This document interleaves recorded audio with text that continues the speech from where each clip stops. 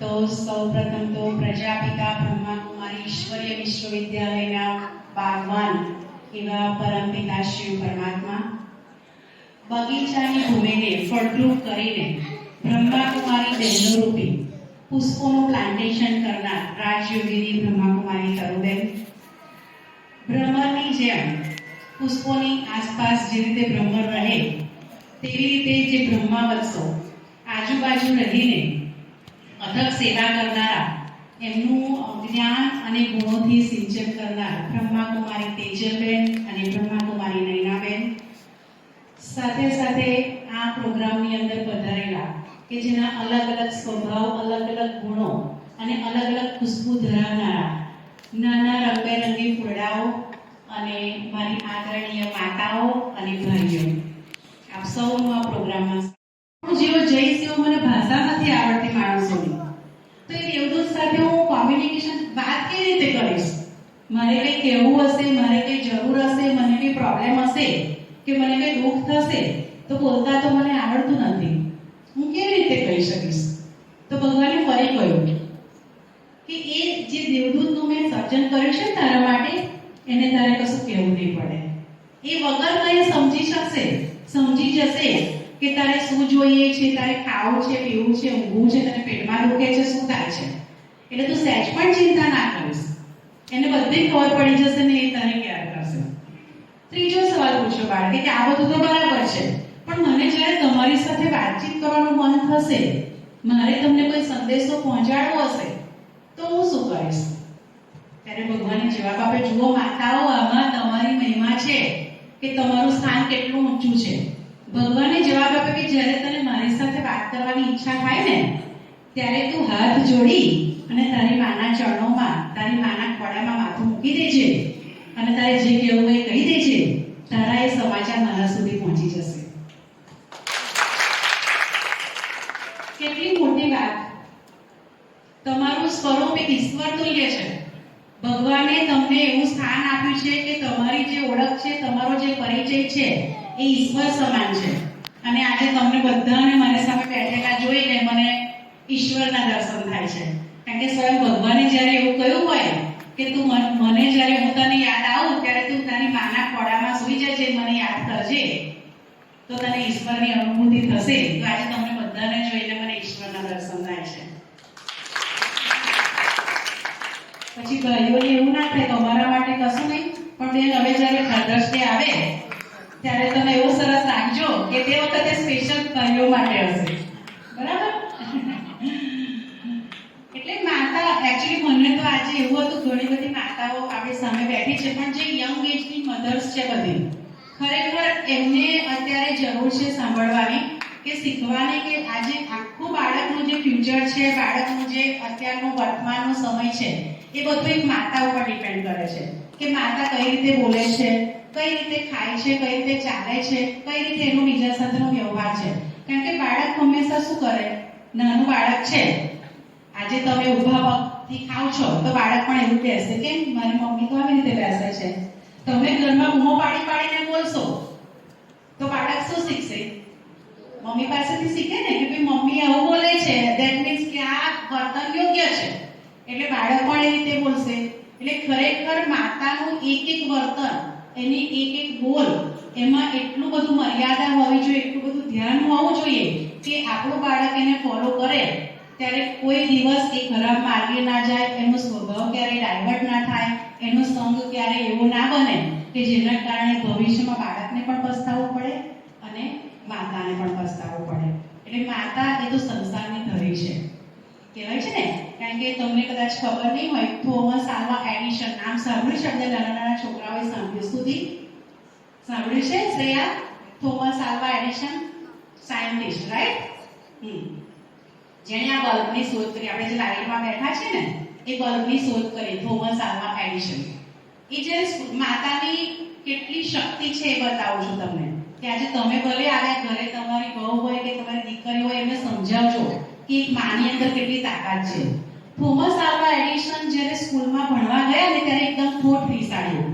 ઠોઠ એટલે કેવા કે એમને ના વાંચતા આવડે, ના બોલતા આવડે, સરખું બેસતા ના આવડે, એમના કોઈ ફ્રેન્ડ્સ ના બને અને એટલી બધી ધમાલ કરે, એટલું એમનું બિહેવિયર ખરાબ કંટાળી ગયા અને છેવટે ટીચરે એના મમ્મી માટે એક પત્ર લખ્યો અને એડિશનને પત્ર આપીને એવું કહ્યું કે આ લેટર તું તારા મમ્મીને આપી દેજે. તો કે આમાં શું લખ્યું છે? તો કે તને મમ્મી કહેશે શું લખ્યું છે. લેટર આપ્યો, બાળક ઘરે ગયો, જઈને એની મમ્મીને પત્ર આપ્યો. પછી મમ્મીએ પત્ર વાંચ્યો તો એમાં એવું લખ્યું હતું તમારો બાળક એટલો બધો ઠોઠ છે, એટલો બધો માનસિક રીતે નબળો છે કે એને અહીંયા કોઈ શિક્ષક ભણાવી શકશે નહીં. એટલે બાળક આમ આતુરતાથી જોઈ રહ્યો હતો, એની જિજ્ઞાસા વૃત્તિ હતી કે લેટરમાં મારા ટીચરે શું લખ્યું છે. તો એણે મમ્મીને પૂછ્યું કે આમાં શું લખ્યું છે. તો મમ્મીએ કહ્યું કે બેટા આમાં લખ્યું છે કે તમારો દીકરો એટલો બધો હોશિયાર છે, એટલો બધો હોશિયાર છે કે એને લાયક કોઈ પણ ટીચર અમારી સ્કૂલમાં છે નહીં. એટલે તમે એને બીજી સ્કૂલમાં મૂકો, અમારા ટીચરોમાં એટલી ક્ષમતા નથી કે તમારા બાળકને ભણાવી શકે. એટલે એડિશનના મનમાં સ્પાર્ક થયો, એના માઇન્ડમાં લાઈટ થઈ કે ના, અમારામાં એટલી બધી તાકાત છે કે હું એટલો બધો હોશિયાર છું કે કોઈ ટીચરની તાકાત નથી મને ભણાવી શકે. તો એણે કહ્યું કે મમ્મી હવે શું કરીશું, મને કઈ સ્કૂલમાં મૂકીશ? મમ્મીને ખબર હતી કે એનામાં કશું છે નહીં, એટલે કોઈ સ્કૂલવાળા એને લેશે. એટલે મમ્મી એને જાતે ભણાવવાનું ચાલુ કર્યું કે બેટા કોઈ ટીચર નથી તારા લાયક, હવે હું તને ભણાવીશ. એની માતાએ એને એવું શિક્ષણ આપ્યું, એવી કેળવણી આપી, એવા સંસ્કાર આપ્યા કે આજે આપણે જ્યાં લાઈટની શોધ લઈને બેઠા છે ને, જે આપણને અજવાળું આપે છે, એ શોધ કરનારો એ સદીના મહાન વૈજ્ઞાનિક બન્યા, થોમસ આલ્વા એડિશન. હવે વિચારો કે માતામાં કેટલી શક્તિ છે. એ જ વખતે માતાએ લેટર વાંચીને એવું કહ્યું હોય કે આવું લખ્યું છે કે તું ભણી શકે એવું નથી, નબળો છું. તો હવે એડિશનને આ વાતની ક્યારે ખબર પડી કે જ્યારે એમના માતાજી મૃત્યુ પામ્યા પછી મમ્મીનું ઘર ખાલી કરવાનું હતું, એ બીજે રહેતા હતા. તો ઘર ખાલી કરતી વખતે કબાટમાંથી એક ડાયરી મળી અને ડાયરીની અંદર આ લેટર મળ્યું. તો એમણે લેટર વાંચ્યો અને ધ્રુસકે ધ્રુસકે રડી પડ્યા કે આ શું? લેટરમાં તો એવું લખ્યું છે કે હું એકદમ ઠોઠ છું. એટલે એમણે એમની માતાને એટલું બધું એ કર્યું કે માં, આજે તમે ના હોત, ભલે અત્યારે મારી સાથે નથી, પણ મને આ સદીનો મહાન વૈજ્ઞાનિક બનાવનાર એવી મારી માં તારા ચરણોમાં કોટી કોટી વંદન. એટલે આટલી બધી તાકાત માતામાં રહેલી છે. એટલે આપણે જે બધા બેઠા છે અત્યારે, ઘણી બધી માતાઓ બેઠી છે મારી સામે, પણ એમના તો છોકરાઓ મોટા થઈ ગયા હશે એવું માનું છું. એમના છોકરાઓના ઘરે પણ છોકરાઓ હશે, પણ આપણે પણ એક બા તરીકે એવું બાળકમાં કરી શકીએ કે જેથી બાળકને એની ક્ષમતા કરતાં પણ વધારે આપી શકીએ. અત્યારે આપણે જોઈએ તો સ્ત્રીઓની અંદર ઘણા બધા દૂષણો પ્રવેશી ગયા છે. આપણને ટાઈમ નથી. કેમ નથી? કારણ કે આપણે હંમેશા બીજાનું જોઈએ છે. કોઈની ઈર્ષ્યા થાય, કોઈ નિંદા કરીએ. બે સ્ત્રીઓ મળે એટલે શું થાય? આણે આવું કર્યું, આણે આવું કર્યું, નિંદા કરે, ઈર્ષ્યા કરે, વેરઝેર હોય. પછી કોઈની સાથે ઝઘડો થયો હોય તો એ વિચારો ભૂલાય, સૂઈ જઈએ ને તો એના જ વિચારો આવે, જો આણે મને આવું કહ્યું, આવું કહ્યું. એટલે એટલા બધા નેગેટિવ થોટ્સ આવે અને એમાં ને એમાં આપણી શક્તિઓ શું થઈ રહી છે? ક્ષીણ થઈ રહી છે. અને બીજું કે પરિવારની અંદર પોતાનું બાળક, પોતાનો પરિવાર, પોતાનો સમાજ, એમાં ને એમાં સ્ત્રી એટલી બધી વ્યસ્ત થઈ ગઈ છે કે એને પોતાની હેલ્થનું પણ ભાન નથી કે હું મારા માટે જીવું. પોતાના પરિવાર માટે પોતાનું જીવન કુરબાન કરી રહી છે. સાથે સાથે આપણી નેગેટિવ થિંગ્સ, એટલે એની સીધી અસર એના શરીર ઉપર પડે, એના સ્વાસ્થ્ય ઉપર પડે. અને એક ખુશ માતા હશે ને તો જ ખુશ પરિવારનું સર્જન કરી શકશે. એક સુખી માતા હશે, એક સેટિસ્ફાઈડ, સંતુષ્ટ માતા હશે તો જ પોતાના પરિવારને સંતુષ્ટ કરી શકશે, પોતાના પરિવારને સુખી કરી શકશે. તો આજે તમારી જે માનસિક સ્વસ્થતા એટલી બધી જરૂરી છે કે જો માનસિક અશાંતિ હશે ને તો આપણા ઘરનું આખું વાતાવરણ અશાંત થઈ જશે. એટલે આપણે આજે નક્કી કરીએ કે ગમે તે થાય, ભગવાનને આપણે કેવા ફૂલ ચડાવીએ?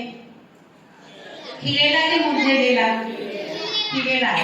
કેમ એવા ચડાવીએ છીએ? તમને બે બંચ ફૂલોના મૂક્યા હોય, સરસ મજાના ખીલેલા સુગંધીદાર ફૂલ હોય અને કરમાઈ ગયેલા હોય, તો તમે કેવા ફૂલ લો? જેમાંથી સરસ મજાની ખુશ્બુ આવે, જેને જોવાનું ગમે. તો આપણે બધા ભગવાનના ઘરના ફૂલ છીએ. તો આપણા ચહેરા મુરઝાઈ ગયેલા હોય, ઉદાસ હોય તો ભગવાનને ગમે? બિલકુલ ના ગમે. તો એ ચહેરા આપણા ખુશ ક્યારે રહેશે? કોઈ મને કહેશે ક્યારે આપણે ખુશ રહી શકીશું? જ્યારે આપણે આપણી બીજા પ્રત્યેની ભાવના શુભ હશે, કોઈએ આટલી સિદ્ધિ હાંસલ કરી, કોઈને સફળતા મળી, કોઈને વધારે પૈસા મળે, કોઈ નવી ગાડી લાવ્યું, કોઈનો છોકરો સારા નંબરથી પાસ થયો અને મારું બાળક નથી થયું, તો નિંદા કરવાની હોય, ઈર્ષ્યા કરવાની ના. એ વસ્તુ આપણે રાતે ઊંઘવા નહીં દે, અને ઊંઘવા નહીં દે એટલે આપણા ચહેરા પર ખુશી નહીં હોય, કારણ કે આપણા મનમાં નેગેટિવ થોટ્સ હશે. તો આ બધું જ દૂર કરવા માટે આધ્યાત્મિકતા ખૂબ જ જરૂરી છે. કારણ કે આ બધું હું મારો પોતાનો અનુભવ સંભળાવું. અત્યારે મને જન્મ આપનારા મારા માતાશ્રી પણ બેઠા છે અને મારા સાસુમાં છે અહીંયા. હા, બંનેને ખબર છે કે મારો સ્વભાવ કેવો હતો. મારી મમ્મીને પૂછો તો કે એટલો બધો ગુસ્સો, એક પણ વસ્તુ સહન ના થાય મારાથી. એકદમ સામે જવાબ આપી દો ગમે તે હોય, મોટું નાનું વ્યક્તિ એવું ના જોઉં. પણ જ્યારથી હું પરમપિતા શિવ પરમાત્માના સંપર્કમાં આવી, જ્યારથી મેં બ્રહ્માકુમારીનું જ્ઞાન લીધું, ત્યારથી મેં મારો સ્વભાવ ચેન્જ કર્યો. મને બ્લડ પ્રેશરની બીમારી આવી ગઈ ગુસ્સાના કારણે. એટલો બધો ગુસ્સો કરું ને કે મારો અંદર એ થઈ જાય.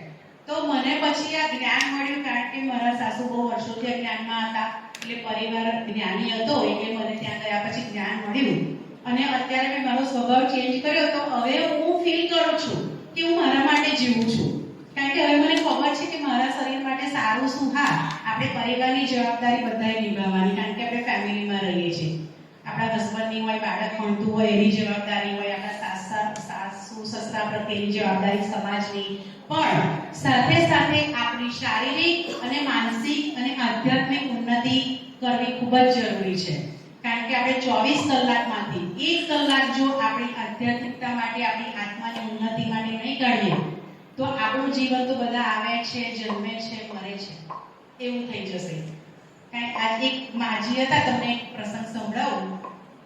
રોજ એટલા બધા તૈયાર થાય, સારા સારા કપડાં પહેરે, સરસ મજાની નેલ પોલિશ કરે, ચાંદલો લગાવે, બહુ સરસ તૈયાર થાય. તો બધાને જેલસી થાય કે આ ડોસી હવે મરવાની થઈ, તો એને આટલો બધો શું શોખ હશે કે દરરોજ સરસ સરસ કપડાં પહેરે છે, એવું તો આપણે નહીં પહેરતા.